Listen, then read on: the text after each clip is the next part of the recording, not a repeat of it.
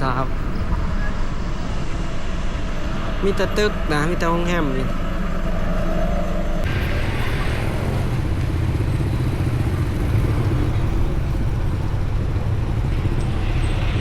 ทุกคน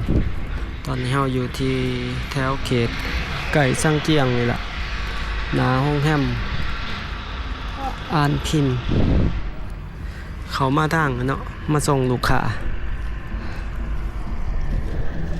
โอ้แถวนี้มีแต่ห้องแฮมมีแต่คนจีนมีอาหารบริการ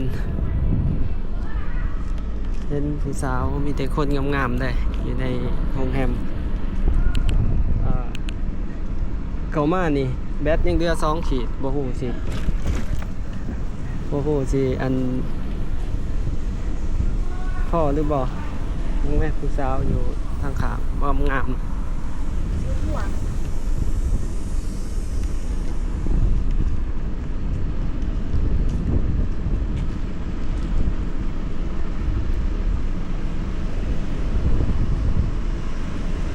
อ๋อ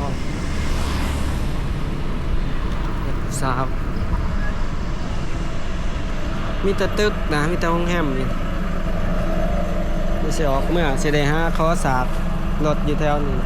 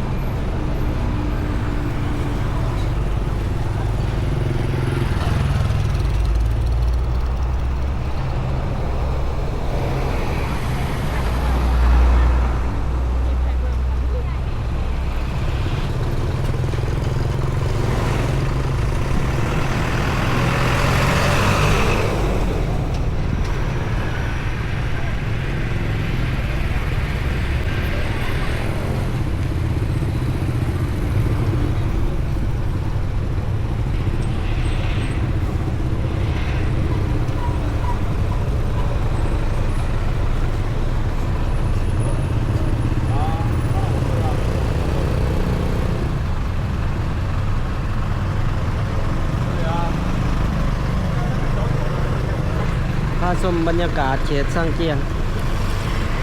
ตอนก็ยามเปิดขึ้นคือกระถึกเลยนะ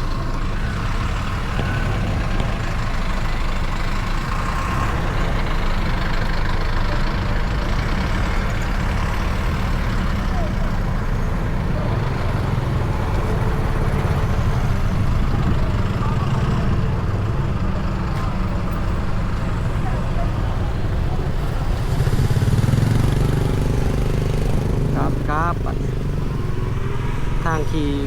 รถกราฟเฮาเบิ่งอ๋อมีแต่ป้ายไฟเขตนี่วุ่นวายเลยนะแทนยามกลางคืนคนยางหลาย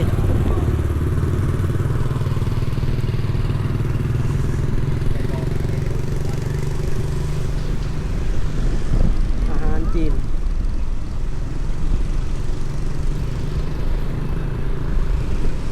บรรยากาศคือเมืองจีนเลยล่ะ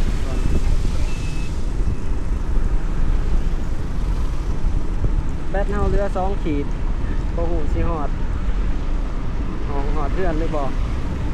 สิได้ไปขอสากแถวนี่ล่ะขี่ไปจากนี้ไปหาห้องเฮาก็พอดี10 ลัก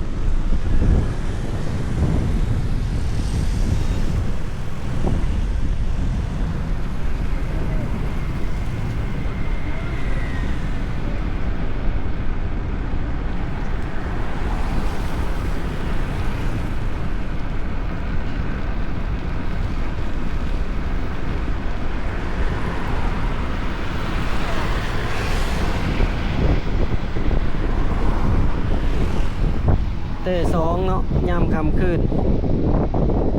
บ่ธรรมดา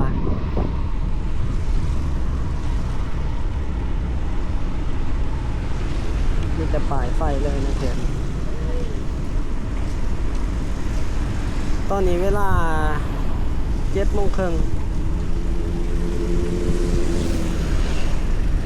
แดด2 ขีดโลที่หอดทุกคนไปขอสามีใส่ตื่มมาส่งลูกค้า14 กิโลมาส่งลูกค้าความไกล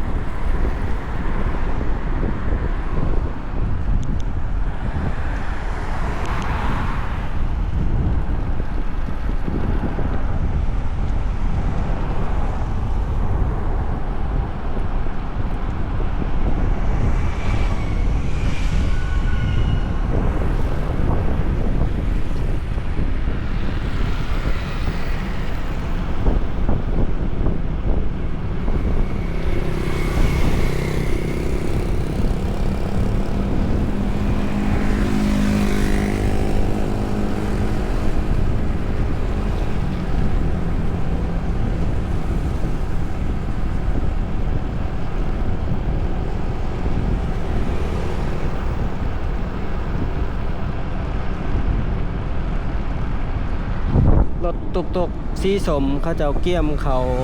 ศูนย์เนาะบอลเก็บรถหลังจากเอาไปแลนด์เบัดมือยังอีก8 กิโลที่หอดทองเดี๋ยวไปขอสาที่ไซเดสทิศไลทิศ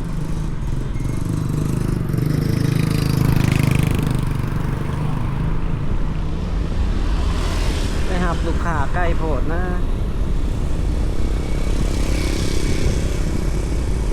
แลนด์พอดีทั้งไปหับทั้งมาส่งนี่กับพอดี20 กิโลเงิน80,000ก็สิได้ไปขอสาแดดดิเซเดส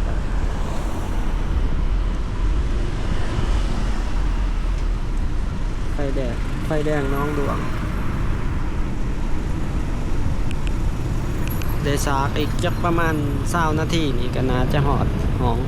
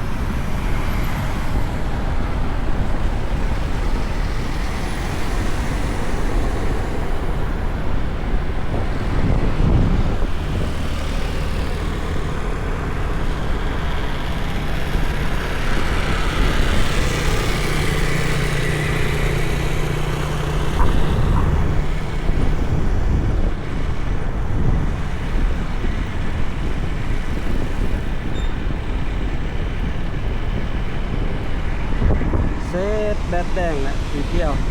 บองหอดครับ